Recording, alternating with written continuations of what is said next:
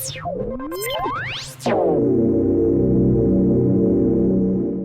Siri, can I get some lights? Okay, that's better. How about some light on me? Ah. Hey Siri. Thanks a lot. Of course. Oh, if only we hadn't faked it. Hey, I'm Jody Ganzik. Welcome to another Lighting Answers episode. This is, well, a short and probably useless episode, but you know we had to produce it because Apple had their event.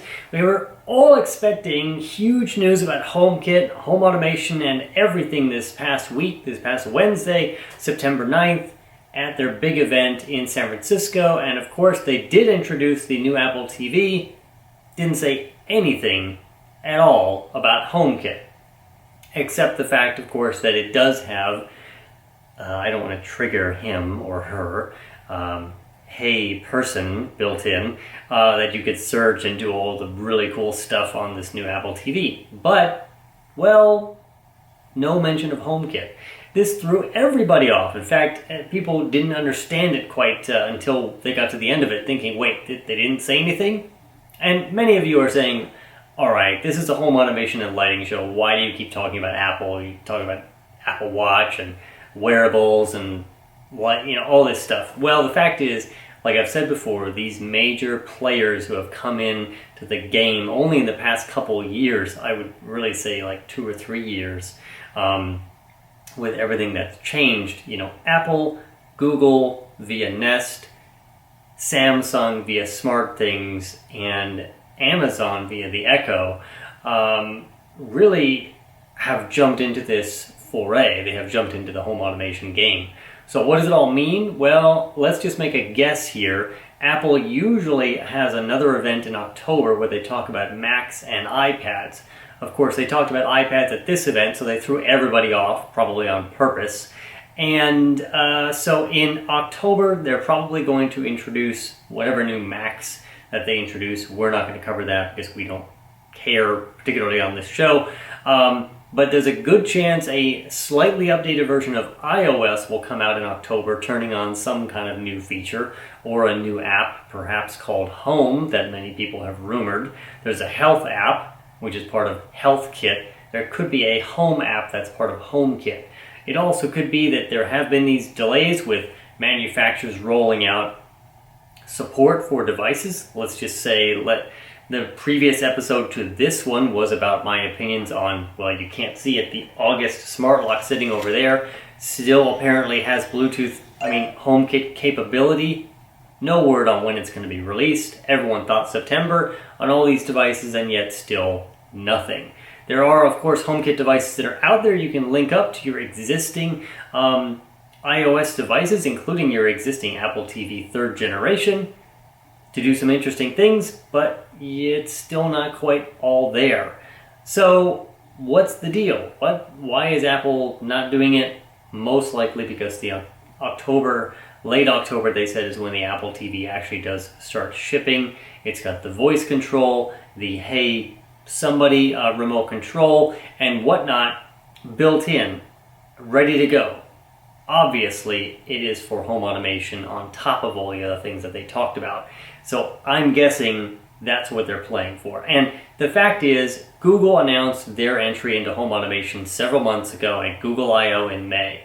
They talked about Project Brillo. We made fun of it with the scrubbing pad, Project Weave, their whole Internet of Things. And then they introduced just a month ago, a couple weeks ago, the On Hub, which is Google's hub, which is sort of their dark horse entry into the home automation hub game, courtesy of Nest, and that's how they're going to get into your home.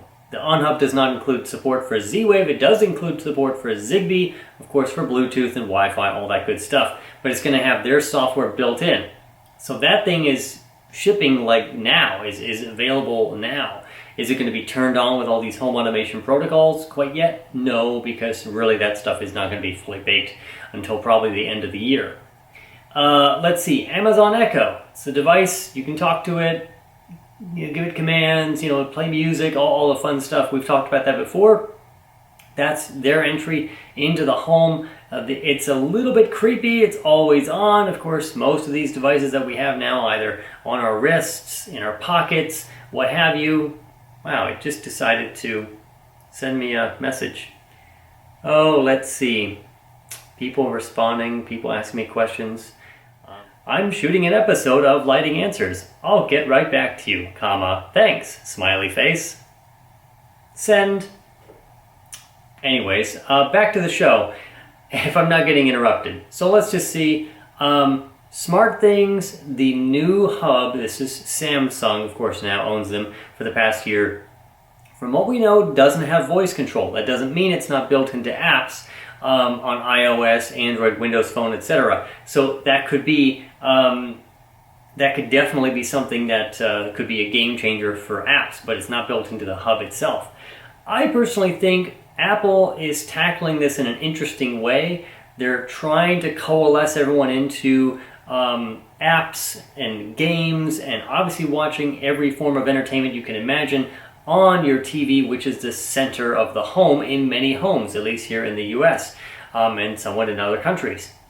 And thus, you've got voice control, you've got gesture control, touch control, and traditional button control.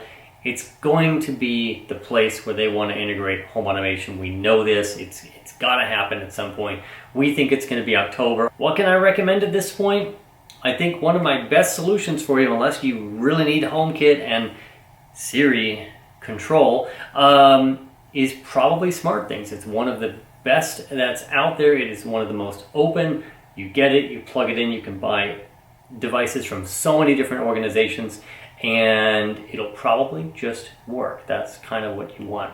But whatever your choice, there is going to be a hub or device or center of your home or on your wrist or in your pocket, some way to control all this stuff. It comes down to the question of how do you want to do it? By voice, by apps, by physical buttons, by magic, some other combination of those things.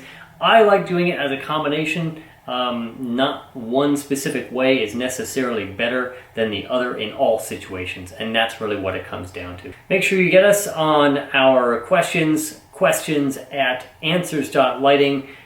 Ask away and we'll get you back a response pretty quickly, and also on our Q&A episodes. Of course, you can find us across the web and on social media. Here's all the ways you can do that. I'm Jody Ganzik for Lighting Answers. Don't forget to get out there. It doesn't matter what platform, what ecosystem, what brand you have, and get out there and brighten and automate your world. I'll talk to you next time.